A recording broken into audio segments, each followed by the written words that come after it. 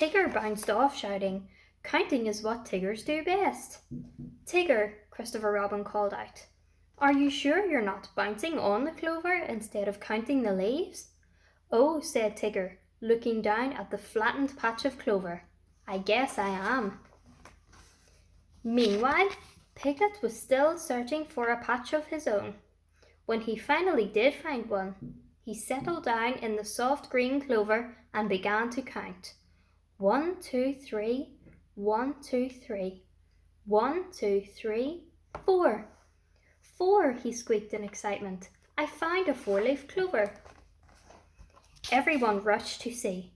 Tigger rushed so fast that he bumped into Eeyore, and the two went sprawling onto Piglet's lucky clover. "Oh no," shouted Piglet. "Look, it's a 3-leaf clover now," said Pooh, when Tigger and Eeyore had gotten up again. "Sorry," said Tigger. "That's all right," Eeyore said. "It's just my bad luck again." "There must be more 4-leaf clovers around here," said Christopher Robin. "Let's keep looking." So they began again, with each of them searching for a fresh patch of clover to investigate. Soon everyone could be heard counting to 3, even Tigger, who tried to do a little less bouncing this time. Finally Pooh cried, "Come quick, I found one." "All right, Eeyore," said Christopher Robin, when they had gathered round the tiny plant. "You must be the first one to touch it." Eeyore felt certain nothing could help him, but he didn't want to disappoint his friends. "Here goes," he said. "I'll give it a try." He cautiously put one foot forward and lightly brushed the clover. At first, nothing happened. Then the wind began to blow. Soon clouds sailed across the sky, and rain began to fall. Before long there was thunder too.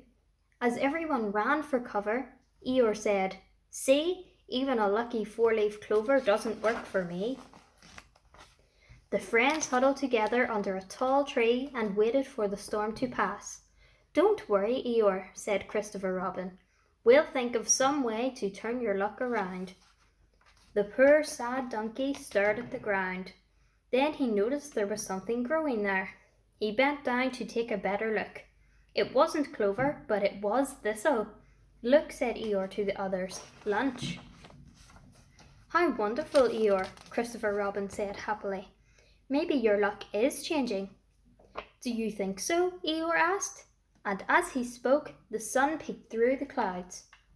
"Look, the rain has stopped," said Rabbit. "And that's not all," said Tigger. "There's a rainbow." For the first time that day, Eeyore smiled. Christopher Robin whispered something to the others and then turned to Eeyore. "Why don't you stay here and enjoy your thistle?" he suggested. "We'll be right back." Since he had missed breakfast, Eeyore was only too happy to remain behind. He politely waited until the others had left, then began eating. When he had gobbled up every last thistle, the others returned. "Come on, Eeyore," said Christopher Robin. "We've got a surprise for you." Eeyore followed the group back to his gloomy place, but it didn't look as gloomy as it had when Eeyore left that morning. "A new house," Eeyore said. "Do you like it?" Tigger asked excitedly. "We made it ourselves." Eeyore was astounded.